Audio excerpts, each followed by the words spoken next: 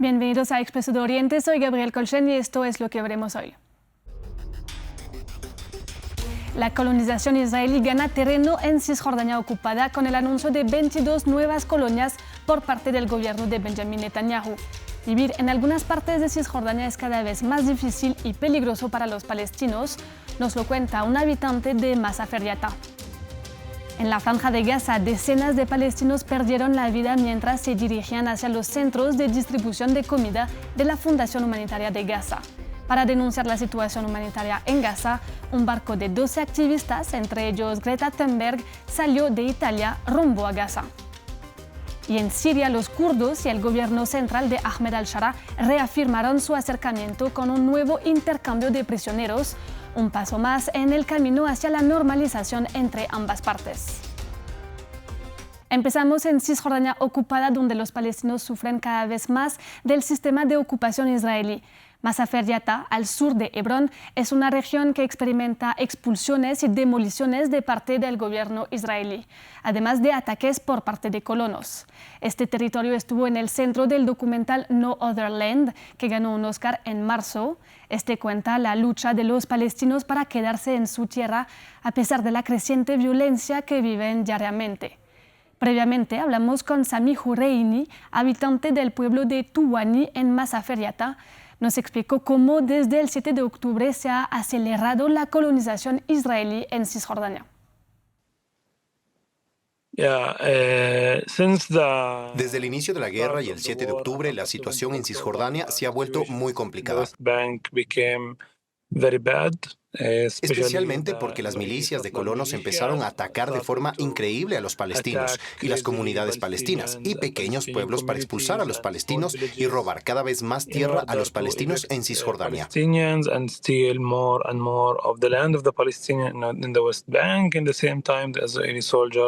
Al mismo tiempo, los soldados empezaron a incrementar los confinamientos, a cerrar ciudades y pueblos, a bloquear carreteras y a detener a palestinos, a asesinar palestinos, destruir sus casas. Dan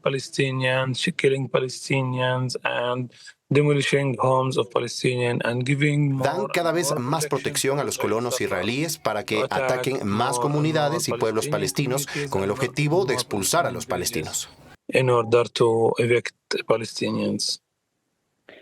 Sami nos contó su experiencia como víctima de la violencia que ejercen los colonos. La violencia de los colonos existe desde hace décadas y no es nueva. No apareció con el 7 de octubre, solo se volvió peor después del 7 de octubre. Y personalmente he vivido ataques de colonos varias veces.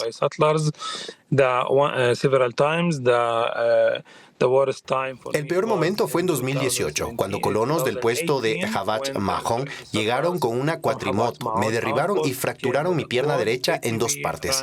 Esa fue la peor experiencia, pero no soy el único que ha sido atacado en Masafer Yatta. Mi comunidad se enfrenta cada día a las mismas amenazas y problemas porque los colonos y los que ocupan no tienen que rendir cuentas por lo que hacen.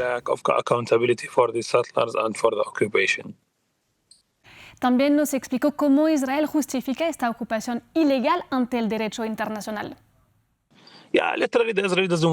Literalmente no quieren vernos aquí. Entonces han implementado todas estas leyes con el objetivo de hacer nuestra vida cada vez más complicada para que nos vayamos. Estas leyes y todo lo que está haciendo este régimen militar sirve a la ocupación. Si hacemos una manifestación, es ilegal, según el sistema de ocupación. Si construimos una casa, es ilegal. Si construimos una carretera, es ilegal. Si hacemos una línea de agua para nuestra comunidad, es ilegal. Literalmente, todo es ilegal.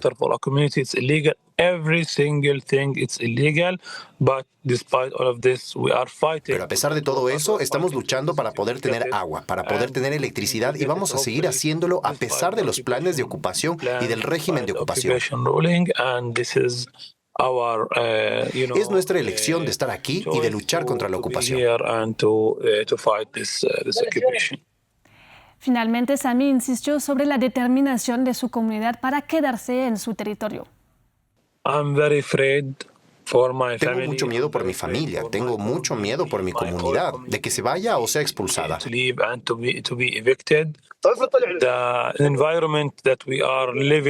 A pesar del contexto en el que vivimos y de todas las políticas que sufrimos desde hace décadas, nuestra postura siempre ha sido que no nos iremos, que nos vamos a quedar en nuestra tierra.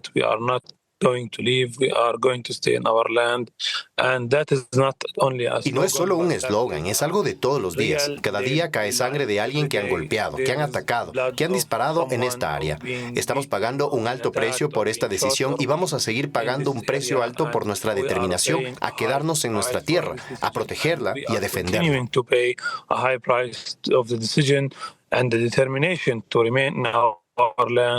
Nuestra decisión es la misma. Estamos aquí y nunca nos iremos. Los que deben irse son los ocupantes.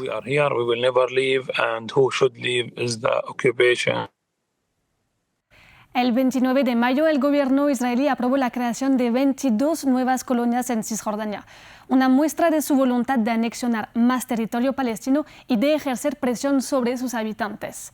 Nuestro corresponsal en Jerusalén, Federico Cuebarberena, nos explica cómo el gobierno israelí busca impedir la existencia de un Estado palestino.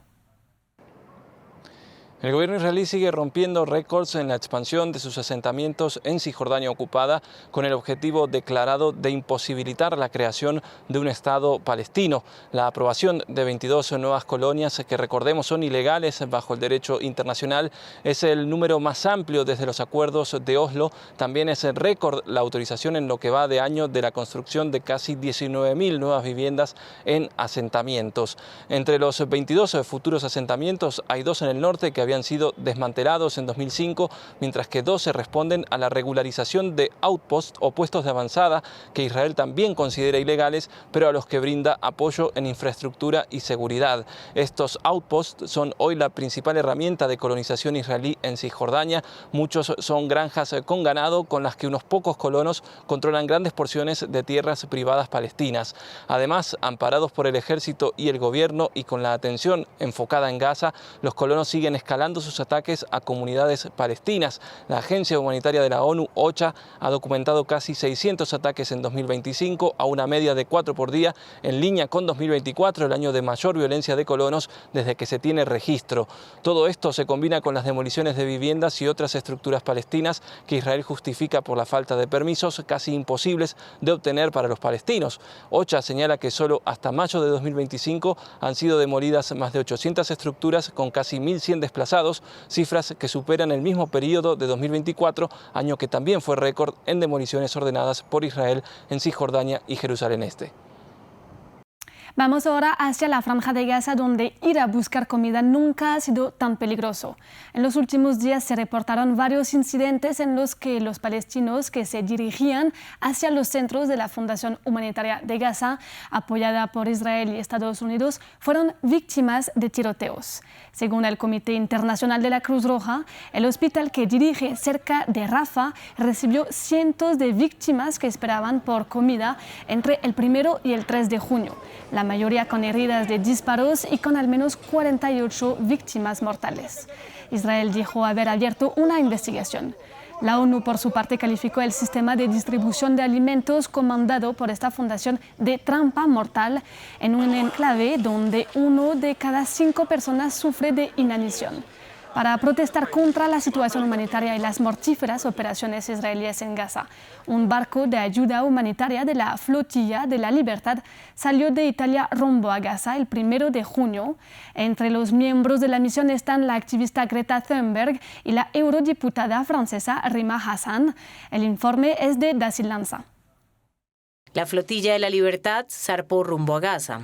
La nave de la ONG internacional partió el 1 de junio del puerto italiano de Catania. Su objetivo, entregar ayuda humanitaria al enclave palestino y llamar la atención sobre la catastrófica situación humanitaria en Gaza. Entre la tripulación de voluntarios se encuentra la activista climática Greta Thunberg, quien habló antes de partir. Un mes después de nuestro último intento de llevar a cabo esta misión, el barco fue bombardeado 2 veces. Todas las pruebas sugieren que fue Israel y estamos haciendo esto porque tenemos que cumplir nuestra promesa a los palestinos de hacer todo lo posible para protestar contra el genocidio e intentar abrir un corredor humanitario.